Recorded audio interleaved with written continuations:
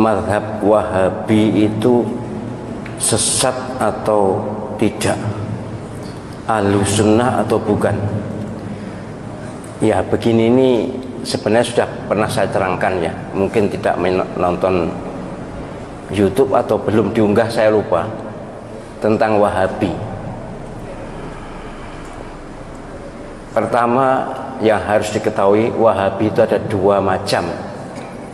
Ada Wahabi Khawarij, Abdul Wahab ya, bin Sulaiman, itu Al-Khariji, Khawarij, itu yang sesat karena mereka mengkafirkan kita semuanya.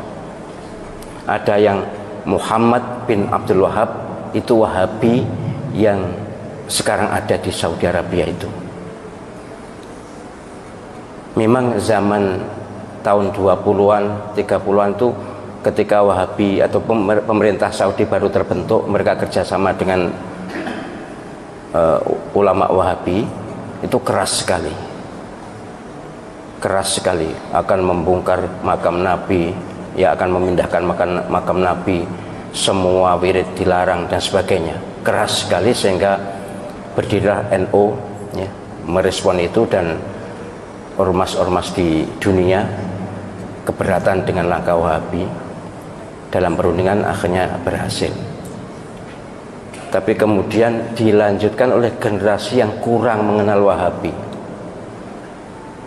Sampai sekarang ini pun ada yang mencaci maki Wahabi, menganggap sesat Wahabi, menganggap Wahabi bukan Ahlus Sunnah. Sebagai Muslim saya sangat keberatan. Saya bukan Wahabi, jelas bukan Wahabi, tapi tidak rela kalau saudara kita dicaci maki. Saudara kita Wahabi yang ada di Saudi Arabia dan sekitarnya itu adalah Wahabi yang Ahlus Sunnah. Kalau tidak sama dengan kita, tidak usah jauh-jauh, bukan Wahabi, NU dengan Muhammadiyah pun banyak perbedaan. Tapi kan tidak boleh mencerca, tidak boleh mencela. Wahabi iblis, Wahabi sesat. Panjenengan pernah haji atau tidak? Pernah umroh atau tidak? Mustahil Allah Subhanahu wa ta'ala rela Masjidil Haram dan Masjid Nabawi diimami oleh iblis. Imam Masjidil Haram, Imam Masjid Nabawi, salah satu guru Al-Quran saya adalah dari Masjid Nabawi. Itu adalah orang-orang soleh, orang-orang baik.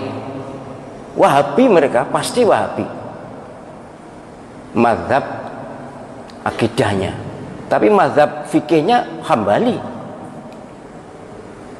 Jadi kalau mengatakan sesat, bahkan ada yang Wahabi itu ciptaan Yahudi. Benci ya benci, tapi jangan ekspresif dan jangan keterlaluan. Panjenengan nanti akan malu di depan Allah SWT. Mustahil, sekali lagi, Masjidil Haram diimami oleh orang yang sesat, mustahil. Mustahil Allah SWT ridho Masjid Nabawi, imam masjidnya adalah orang-orang sesat. Saya tuh bahkan, karena saya akrab juga dengan Syekh Abdul Rahman As-Sudais, Syekh Surem, akrab saya dengan mereka. Mereka tuh bahkan dalam persepsi saya orang yang paling awal masuk surga di antara orang yang hidup sekarang ini. Bersih lahir batin. Bahwa amaliyahnya kita tidak setuju, ya banyak.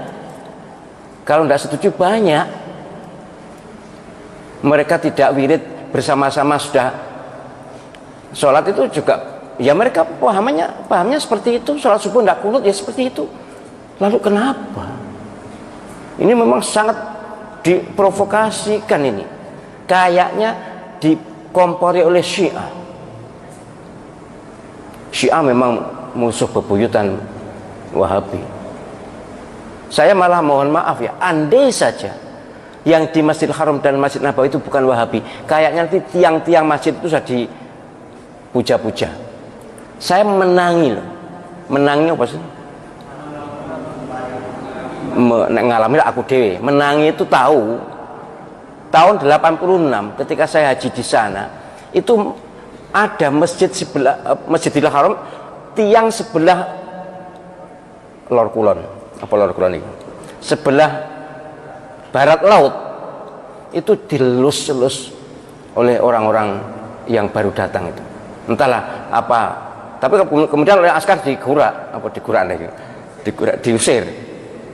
Jadi banyak penduduk dunia ini yang ilmu agamanya kurang, kemudian masih dilingkungi oleh faham-faham lokal. Ya kalau di Indonesia ini kejawen lah misalnya, itu memuja-muja, mengkultuskan tiangku cagak, bukan tiang wong ya, cagak di Masjidil Haram. Itu dilus-lus, dicium-cium. Apalagi Ka'bah, waduh sudah. Ka'bah itu pojok-pojokan wis mambu abab kabeh. Untung diminyaki terus ya, dilesi minyak. Tapi dulu gitu dulu. Karena tawaf juga masih mudah ya. Penjagaan belum begitu ketat, tapi akhirnya ya makin ketat sekarang. Sudah tidak ada lagi pemujaan pada tiang Masjidil Haram, itu tidak ada lagi. Yang mencuri-curi memang masih ada, misalnya makom Ibrahim itu ada yang mencium-cium, ngelus-ngelus, kemudian dengan sapu tangan lalu diusapkan muka, masih ada. Itu kok umpama ditoleransi bisa seperti makam Imam Syafi'i di Mesir. Mereka kan bukan Wahabi. Imam Malik, Imam Syafi'i yang terkenal di Mesir, mazhab fikihnya, mazhab akidahnya Asy'ariyah, Mesir. Itu makam Imam Syafi'i saya tahu dengan mata kepala sendiri. Waduh, digunakan tawaf. Ya, kalau saya mengingat memang tidak seketat di Saudi. Kemudian ada orang yang kirim surat, yang makam dia kirim surat. Kemudian ada naruh uang, segala macam jenis ritual mirip kejawen. Jadi sekali lagi saya mohon penjenengan, ya kita tentu sebagai orang yang di Indonesia, kita ikut ulama Indonesia, ijtihad mereka bagus, kita ikuti Ahlus Sunnah wal Jamaah. Tapi kita juga harus ngerti kata Ahlus Sunnah wal Jamaah itu kalau bidang akidah memang Asy'ari, itu pun 400 tahun setelah Imam Asy'ari wafat loh. Saya tulis di disertasi itu. Jadi istilah Ahlus Sunnah wal Jamaah itu bukan Imam Asy'ari langsung. Imam Abul Hasan Al-Asy'ari itu tokoh Ahlus Sunnah wal Jamaah yang diidolakan dengan Abu Mansur Al-Maturidi. Tapi sebenarnya yang membuat istilah faham Ahlus Sunnah wal Jamaah, membuat nama itu bukan Imam Al-Asy'ari sendiri. Ada berikutnya, ulama berikutnya.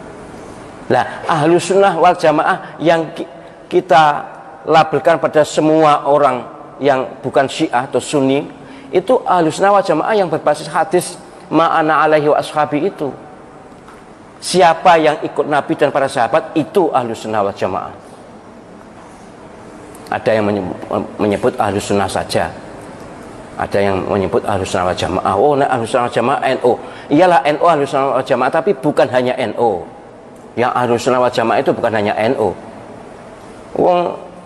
Orang Saudi, orang Mesir, orang Libya bukan NU juga ngaku Ahlus Sunnah wal Jamaah kok.